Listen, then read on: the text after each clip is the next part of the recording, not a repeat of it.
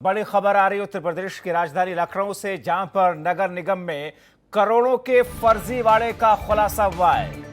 लखनऊ नगर निगम में करोड़ों का फर्जीवाड़ा हुआ है। विभाग को करोड़ों का चूना लगाने में किस तरीके से अपर नगर आयुक्त जुटे हुए हैं। ठेकेदारों को फायदा पहुंचा रहे नगर आयुक्त। सीधे सीधे आरोप नगर आयुक्त के ऊपर में लग रहा है कि किस तरीके से ठेकेदारों को फायदा पहुंचाया जा रहा है। अपर नगर आयुक्त के आदेश के बाद में करोड़ों का नुकसान। 1,65,000 की जगह महज 50,000 क्रेनों के लिए वसूला जा रहा है, महज 50,000।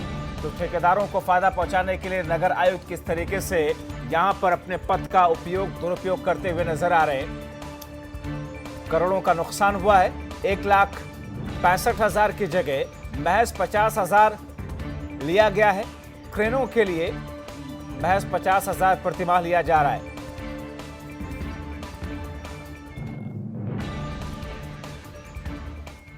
मेहरबानी वाली बात नहीं है। एक्चुअली जो पिछले 2 वर्षों का जो आकलन इसमें किया गया है, इसमें प्रायः देखा गया है कि जितना व्यय हो रहा है वेतन इत्यादि देने पे, डीजल और वेतन, उसके उपरांत जो हमको रिकवरी प्राप्त हो रही है हमारे खर्चे से कहीं कम है। तो इस आशय से हम नगर निगम को एक आर्थिक क्षति हो रही थी।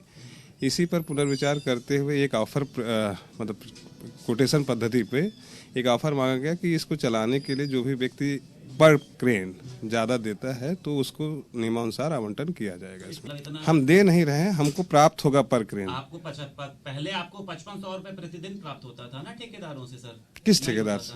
जो आप क्रेन लेते थे इनसे, आप लोग पहले ठेकेदार से क्रेन लेते थे? किस ठेकेदार से प्राप्त होता? किसी भी ठेकेदार से सर, प्राइवेट वाले से या जिससे भी आप लोग लेते थे, कितना पैसा मिलता था सर? नहीं, मुझे इसकी जानकारी नहीं। हम लोग क्रेन क्यों लेंगे किसी से? अच्छा। हमारे सहयोगी संदीप खेर हमारे साथ इस वक्त सीधे जुड़े हुए हैं। रुख होने की तरफ करते हैं कि आखिर इस पूरे मामले पर किस तरीके से पर्देदारी इस वक्त भी की जा रही है। संदीप, एक बड़ा फर्जीवाड़ा नगर निगम के अंदर, और जैसा कि आपने बातचीत भी की, लेकिन कुल चीजों को नगर आयुक्त गोल मटोल करके टाल गए।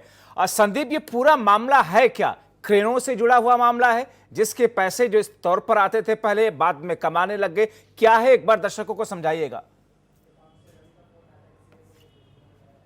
बिल्कुल जब्बार, आपको बता दें, देखिए नगर निगम से जुड़ा हुआ ये मामला है जिसमें ट्रिनिटी सर्विसेज जो एक क्रेन सर्विस है उसको लेकर एक ये जुड़ा मामला है कि उसको जो नगर निगम ने क्रेन गाड़ी उठाने का ठेका दे दिया है। और साफ तौर में देखिए देखा जा रहा है कि ये जो क्रेन सर्विस है ये 2017 में भी एक बार विवादों में आ चुकी है, जहां इनकी क्रेनों पर स्कूटर के नंबर और कार के नंबर लगाकर क्रेन चलाई जा रही थी और इसको चलाने को लेकर कई बार विवाद भी हुआ था। हालांकि उस समय एसएसपी कलानिधि नैथानी ने इस पर एक कठोर कार्रवाई करी थी। लेकिन आपको बता दें, देखिए जिस तरह से नगर निगम के अपर नगर आयुक्त अमित कुमार का कहना यह है कि हमको भारी नुकसान उठाना पड़ रहा था और जिसके बाद हमने ट्रिनिटी क्रेन सर्विस को ये पूरा जो एक टेंडर के रूप में कह सकते हैं दे दिया, बिना कोई टेंडर निकाले, बिना लोगों से बात की। और जबकि साफ तौर पर कहा गया है कि जेम पोर्टल के माध्यम से ही सभी तरह के टेंडर निकाले जाने चाहिए। हालांकि जब इनसे बात करी गई तो इनका साफ तौर पर कहना यह है कि 3 लोगों के उसमें हमारे पास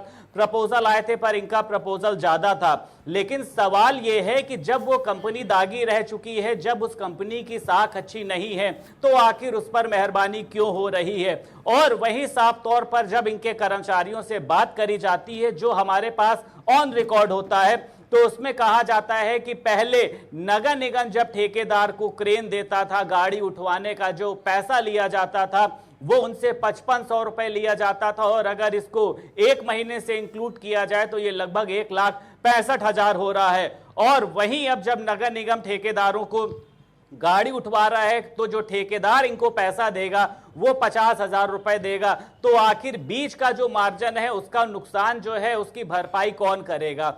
तमाम ऐसे सवाल हैं कि यहाँ पे जो क्रेनें हैं जो लगी हुई हैं, ना क्रेनों पे नंबर होता है, ना क्रेनों का रजिस्ट्रेशन होता है। संदीप, आपने नगर आयुक्त से बात भी की और जिस तरीके से इस बातचीत के दौरान भी वो चीजों को गोलमोल करते भी नजर आए, क्या इस पर R9 टीवी की खबर के बाद में कोई जांच इस पर बिठाई जाएगी? इस पूरे फर्जीवाड़े के पीछे कौन कौन लोग हैं और किस तरीके से ये सब कुछ होता आया है, इसकी जांच होकर के कोई कार्रवाई होगी? बिल्कुल जाहिर सी बात है। देखिए जब्बार, जिस तरह से जब मैं नगर निगम जाता हूं, वहां पे जो अपर नगर आयुक्त हैं अमित कुमार, जब मैं उनसे बातचीत करने की कोशिश करता हूं, क्योंकि जिस तरह से देखिए भ्रष्टाचार की बात सामने आई और जिस तरह से देखिए साफ तौर पर देखा जाता है कि विभाग के अधिकारी से बात करी जाती है कि आखिर ये मामला क्या है, आपने क्या क्रेनों के कागज चेक किए हैं, तो उनका कहना यह है कि हमने एक धारा के अंदर में इन सभी क्रेनों को लगा लिया है, इसके लिए किसी एनओसी की जरूरत नहीं है। और जिस तरह से क्रेनें गाड़ी उठा रही हैं और जब इनसे बातचीत करी जाती है तो इनका साफ तौर पर कहना यह होता है कि पत्रकारिता ऐसे नहीं होती है, पत्रकारिता आपको नहीं आती है, या साफ तौर पर इनका कहना यह होता है कि आप मुझसे पर्सनल सवाल कर रहे हैं। जबकि जो भी ये सवाल हैं ये जनता से जुड़े हैं, ये नगर निगम से जुड़े हैं और साफ तौर पर यह देखा जाता है कि अगर कोई भी भ्रष्टाचार होता है तो उस पर अधिकारियों से बात करी जाती है और अधिकारियों का वर्जन लिया जाता है। लेकिन जिस तरह से R9 टीवी के सवाल से कह सकते हैं अपर नगर आयुक्त एक तरह से कहते हैं तिलमिला गए।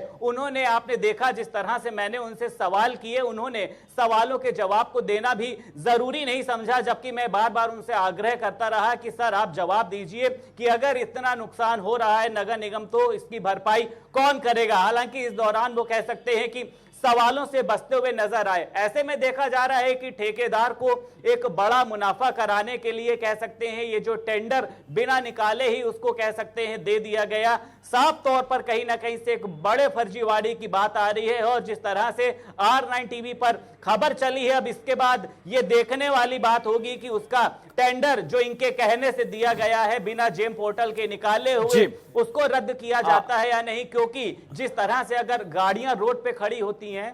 जी संदीप, जाहिर तौर पर ये तमाम ऐसी चीजें हैं जिनके पीछे की तह को, उनकी परतों को अब उधेड़ना जरूरी है और R9 टीवी जरूर उन तक पहुंचेगा।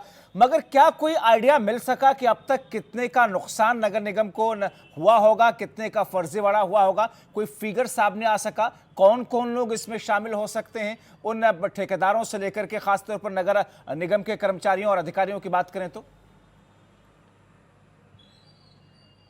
बिल्कुल जाहिर सी बात है। देखिए जब्बार, इतना बड़ा जो ठेका होता है ये बिना नगर निगम के अधिकारियों की कह सकते हैं कि मिली भगत से नहीं हो सकता है। तो साफ तौर में इसमें नगर निगम के अधिकारी जुड़े हैं जो कहीं ना कहीं से इस पूरे मामले में कह सकते हैं लिप्त रहे हैं। और आपको एक बात और बता दें, जिस तरह से नगर निगम से गाड़ी उठाने का जो किराया होता है उससे कहीं मनमाने ढंग से लोगों से पैसे वसूले जाते हैं, जिसकी ना ही उनको कोई रसीद दी जाती है। इसको लेकर कई बार क्रेन मालिकों में और जो गाड़ी के मालिक होते हैं उनमें कई बार लड़ाई भी हो चुकी है, कई बार पुलिस केस भी हो चुका है और वहां पर नगर निगम पूरे तरीके से पल्ला झाड़ लेता है कि हमारा उनसे कोई लेना देना नहीं है। ऐसे में एक बड़ी बात सामने आ रही है कि जब अब नगर निगम ने पूरे तरीके से प्राइवेट ठेकेदारों को ठेका दे दिया है तो वो किस मुताबिक पैसा वसूलेंगे। और अगर नगर निगम को नुकसान हो रहा था तो उस नगर निगम ने अभी तक इस बात को क्यों नहीं किसी के सामने रखा, क्यों नहीं टेंडर निकाला गया, एकाएक उसी जो क्रेन सर्विस है उसी को ठेका क्यों दे दिया गया है, जबकि विभाग के पास और भी क्रेनें हैं। और क्या उन्होंने उन क्रेनों के कागज चेक किए हैं कि उन क्रेनों का जो रजिस्ट्रेशन नंबर है वो 15 साल से ज्यादा पुराना नहीं है, क्रेनों पे नंबर नहीं है। तमाम ऐसे सवाल हैं जिनका जवाब देना नगर निगम के पास मुश्किल है और वो उल्टा पत्रकारों को ही बताने लगते हैं कि किस तरीके से पत्रकारिता होती है। जब्बार, चलिए संदीप, आप निगाह बना करके इस पर रखें, आगे भी आपकी तरफ रुख करेंगे क्योंकि एक बड़ा फर्जीवाड़ा और जिस तरीके से भ्रष्टाचार जाहिर तौर पर ऐसे में कट और मार्जिन उन अधिकारियों के पॉकेट्स में और जेब में जाता रहा जिसका आपने खुलासा किया। और संदीप खेर जिन्होंने जब जाकर के नगर आयुक्त से बात की हमारे सहयोगी ने, तो फिर उनके पास में जवाब सूझ नहीं रहा था